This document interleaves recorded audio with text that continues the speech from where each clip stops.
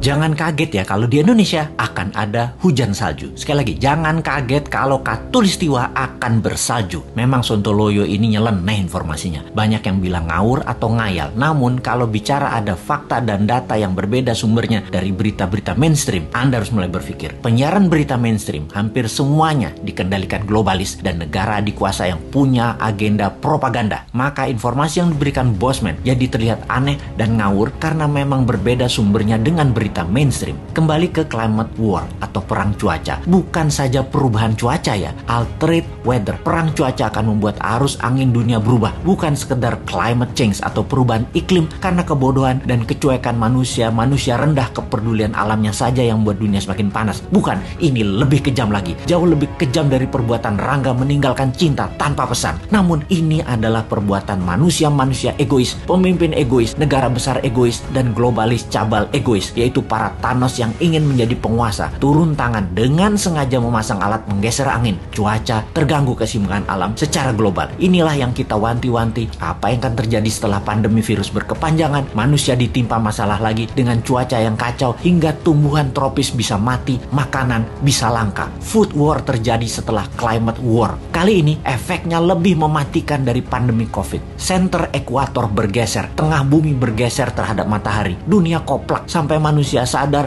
bahwa kita punya common enemy atau musuh bersama, yaitu alam yang tidak dipelihara. Seperti tubuh manusia tidak dipelihara di usia senja, berbagai penyakit dideritanya. Ternyata sahabat, ada fakta lain kalau kita ingin membalik semua keadaan tersebut. Banyak buktinya. Misalnya, ada seseorang di usia 65 tahun baru mulai hidup sehat. Di usia 80 tahun usia biologisnya, tetapi body age-nya seperti orang berumur 30 tahunan karena dirawat dengan baik walaupun mulainya dari umur 65. Dia makan sehat, olahraga, dan lain sejenisnya. Sekali, padahal selama 65 tahun hidupnya berantakan, namun ketika diputuskan berubah 180 derajat, balik arah, semua bisa jadi muda lagi, sehat lagi. Dunia pun sama. Selama ini dunia tidak dirawat oleh manusia, maka penyakit bumi itu banyak. Hal inilah yang membuat bumi menua dengan cepat dan menjadi renta. Tapi bukan tidak bisa disembuhkan. Bisa, selama kita semua sepakat berjuang memperbaiki. Indonesia di tahun 2045 adalah pemimpin yang akan memimpin perbaikan alam dunia ini semua. Untuk itu, New Mind selama 24 tahun ke depan hingga tahun 2045 akan pegang kendali utuh, menyelesaikan masalah dalam negeri dan luar negeri, menyetop kegilaan Amerika dan Tiongkok, serta menyetop globalis cabal. Ini bukan impian kosong. Ini mungkin impian segelintir orang awalnya. Namun ketika 1 juta orang percaya, akan jadi collective belief. Ketika 10 juta orang pertama, kekuatan keyakinan makin besar. Dan ketika 100 juta orang percaya, maka Indonesia akan bergetar. Ketika 270 juta orang Indonesia percaya, Indonesia menang. Dan ketika 1 miliar manusia percaya, dunia semakin sehat. Ketika 5 miliar manusia sepakat, maka dunia damai selamanya. Saat ini silahkan kalian percaya dengan pejabat yang mendukung penyedot nikel dari tanah air tercinta ini hingga 3 tahun ke depan supaya musnah cadangan nikelnya. Silahkan dukung. Tapi kalau mau Indonesia baru, dunia baru, siapkan konsep bernegara yang membuat Indonesia akan menjadi negara superpower. Ubah pola pikir lama dan semua pejabat incumbent termasuk yang mencalonkan di tahun 2024 yang dari incumbent. Mereka semua pikirannya lama. New Mind,